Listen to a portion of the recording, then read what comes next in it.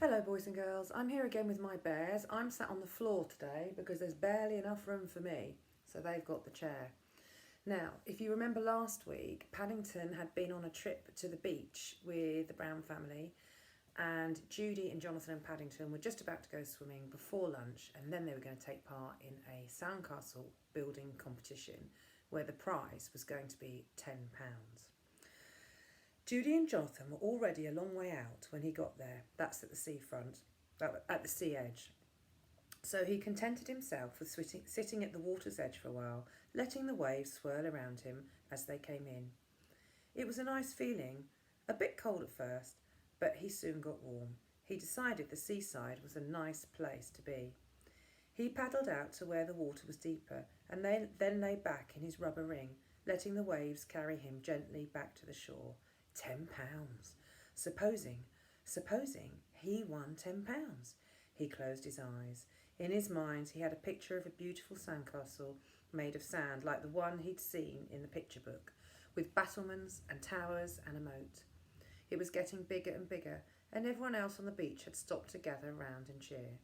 Several people said they had never seen such a big sandcastle, and he woke up with a start as he felt someone splashing water on him.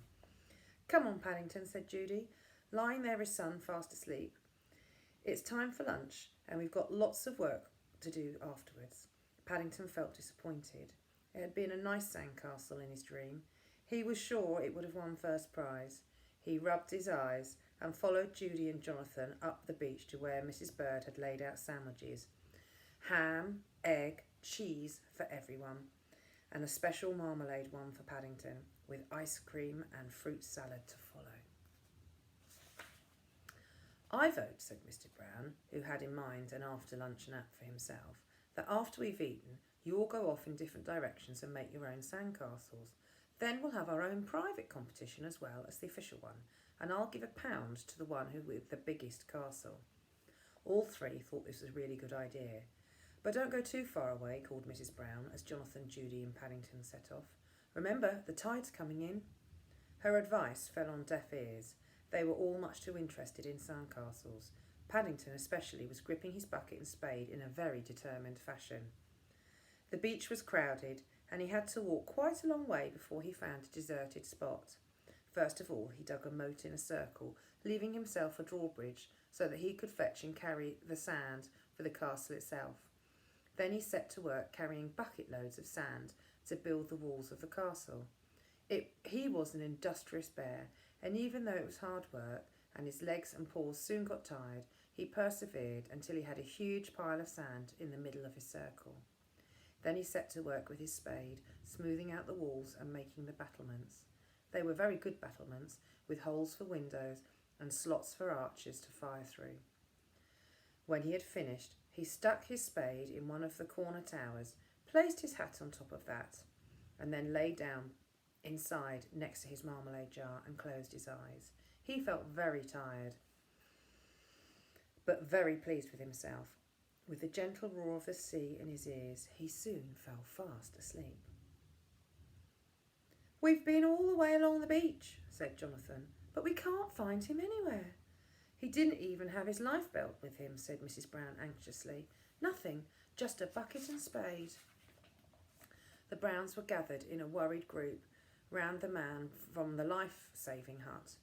"He's been gone several hours," said Mrs. Brown, "and the tide's been in for over 2. The man looked serious. "And you say he can't swim?" he asked. "He doesn't even like having a bath much," said Judy, "so I'm sure he can't swim."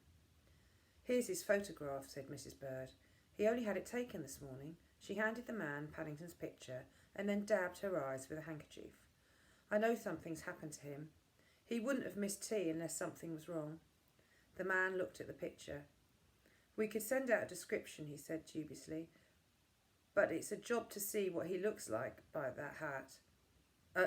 It's a job to see what he looks like by that. It's all hat and dark glasses." "Can't you launch a lifeboat?" asked Jonathan hopefully. "We could," said the man, "if we knew where to look. But he might be anywhere." "Oh dear," Mrs. Brown reached for her handkerchief as well. "I can't bear to think about it." "Something will turn up," said Mrs. Bird comfortingly. He's got a good head on his shoulders.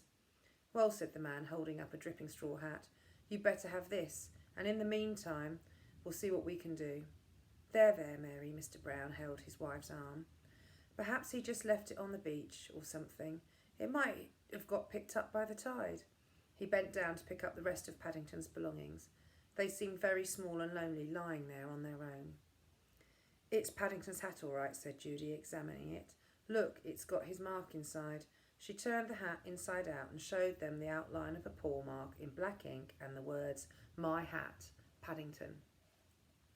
I vote we all separate, said Jonathan, and comb the beach. We'll stand more chance that way. Mr. Brown looked dubious. It's getting dark, he said. Mrs. Bird put down the travelling rug and folded her arms. Well, I'm not going back until he's found, she said. I couldn't go back to that empty house, not without Paddington. No one's thinking of going back without him, Mrs. Bird, said Mr. Brown. He looked helplessly out to sea. It's just... Perhaps he didn't get swept out to sea, said the life-saving man helpfully. Perhaps he's just gone on the pier or something. There seems to be a big crowd heading that way. Must be something interesting going on. He called out to a man who was just passing. What's going on at the pier, chum? Without stopping, the man looked back over his shoulder and shouted, Chap just crossed the Atlantic, all by itself, on a raft. Hundreds of days without food or water, so they say. He hurried on. The life-saving man looked disappointed. Another of those publicity stunts, he said. We get 'em every year. Mr. Brown looked thoughtful. I wonder, he said, looking in the direction of the pier. It would be just like him, said Mrs. Bird. It's the sort of thing that would happen to Paddington. It's got to be, cried Jonathan. It's just got to be. They all looked at each other and then, picking up their belongings, joined the crowd hurrying in the direction of the pier. It took them a long time to force their way through the turnstile, for the news that something was happening on the pier had spread and there was a great throng at the entrance. But eventually, after Mr. Brown had spoken to a policeman, the way was made for them and they were escorted to the very end, where the paddle steamer normally tied up. Paddle steamers are a type of boat. A strange sight met their eyes. Paddington had just been pulled out of the water by a fisherman, was sitting on his upturned bucket, talking to some reporters. Several of them were taking photographs, while the rest fired questions at him. Have you come all the way from America? Asked one reporter. The Browns, hardly knowing whether to laugh or cry, waited eagerly for Paddington's reply. Well, no, said Paddington. Truthfully, after a moment's pause, not America, but I've come from a long way. He waved a paw vaguely in the direction of the sea. I got caught by the tide, you know. And you sat in that bucket all the time? Asked another man, taking a picture. That's right, replied Paddington, and I used my spade as a paddle. It was lucky I had it with me. Did you live on plankton? Queried another voice. Paddington looked puzzled. No, he said. Marmalade. Mr. Brown pushed his way through the crowd. Paddington jumped up and looked rather guilty. Now then, said Mr. Brown, taking his paw, that's enough questions for today. This bear's been at sea for a long time, and he's tired. In fact, he looked meaningfully at Paddington. He's been at sea all afternoon. Is it still early Tuesday? Asked Paddington innocently. I thought it was much later than that. Tuesday, said Mr. Brown firmly, and we've been worried to death over you. Paddington picked up his bucket and spade and jar of marmalade. Well, he said, I bet not many bears have gone to sea in a bucket all the same. It was dark when they drove along Brightsea Front on their way home. The promenade was festooned with coloured lights, and even the fountains in the gardens kept changing colour. It all looked very pretty, but Paddington, who was lying in the back of the car, wrapped in a blanket, was thinking of his sandcastle.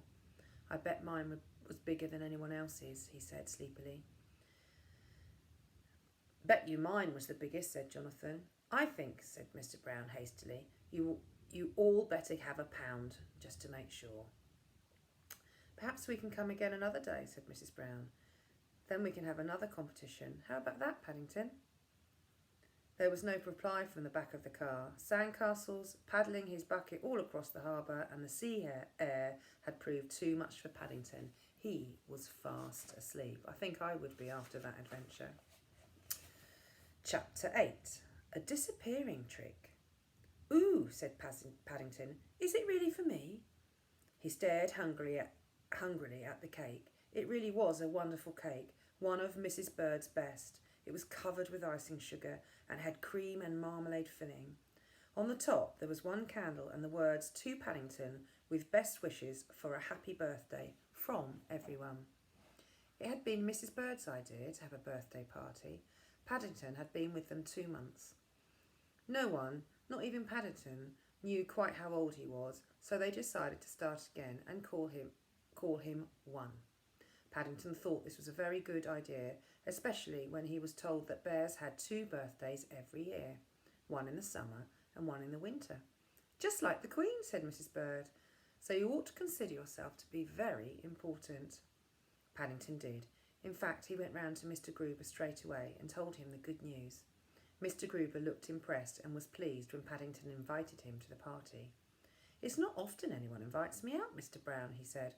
"I don't know when I went out last, and I shall look forward to it indeed."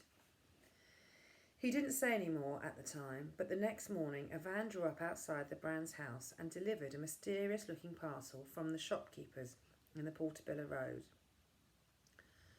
"Aren't you a lucky bear?" exclaimed Mrs. Brown when they opened the parcel and saw what was inside. It was a nice new shopping basket on wheels with a bell on the side that Paddington could ring to let people know he was coming. Paddington scratched his head. "It's a job to know what to do first," he said as he carefully placed the basket with the other presents. "I shall have a lot of thank you letters to write." "Perhaps you'd better leave them till tomorrow," said Mrs. Brown hastily. Whenever Paddington wrote any letters, he generally managed to get ink on himself, more ink on himself than on the paper, and he was looking so unusually smart, having had a bath the night before, that it seemed a pity to spoil it. Paddington looked disappointed. He liked writing letters. "Perhaps I can help Mrs. Bird in the kitchen," he said hopefully.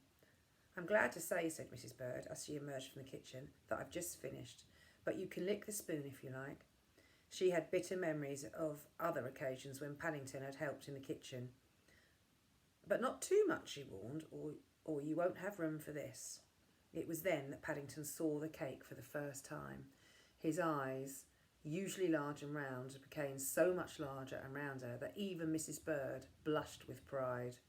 "Special occasions demand special things," she said, and hurried off in the direction of the dining room. Paddington spent the rest of the day being hurried from one part of the house to another as preparations were made for his party.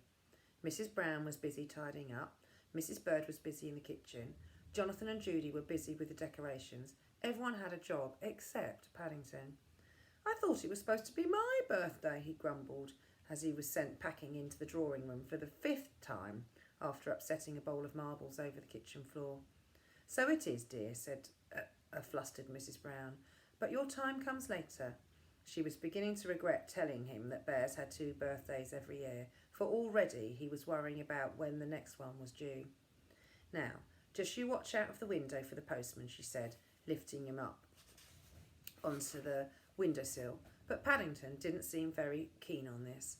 "Or else," she said, "practice doing some of your conjuring tricks ready for the evening." Right, we're going to leave it there. I've got a few questions which will be on the website as normal. Are you ready? Question number 1. Why had Paddington been disappointed when Judy woke him up while he was floating in his rubber ring? Question 2. When Paddington was building his sandcastle, he was described as industrious. What do you think industrious means? Question 3. Mrs. Brown was very concerned and upset when Paddington couldn't be found. Describe how you would feel if you lost your favourite bear or cuddly toy. Try and use a conjunction in your answer. Question 4. Paddington was delighted when he saw his birthday cake. Describe your favourite cake. Perhaps you can draw a picture of it and post it in the comments. Okay, boys and girls, this is the last week of school, But we do have just one short part of the book to go, so I will put another video on either today or tomorrow. Okay, bye for now.